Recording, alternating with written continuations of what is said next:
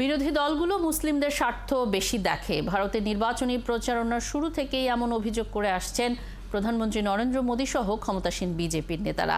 সর্বশেষ মঙ্গলবার পশ্চিমবঙ্গের উলুবেনিয়ায় লোকসভা কেন্দ্রের বিজেপি প্রার্থী অরুণ উদয় পাল চৌধুরীর পক্ষে ভোট চাইতে গিয়ে তৃণমূল কংগ্রেসকেও মুসলিম তোষণের অভিযোগ করেছেন কেন্দ্রীয় স্বরাষ্ট্রমন্ত্রী অমিত শাহ।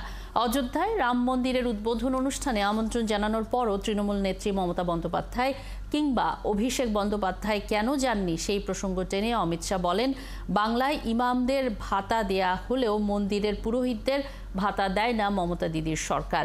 এ সময় তিনি আরও বলেন, দুর্গাপূজায় মমতা দিদি ছুটি দেন না, রমজানে ছুটি দেন।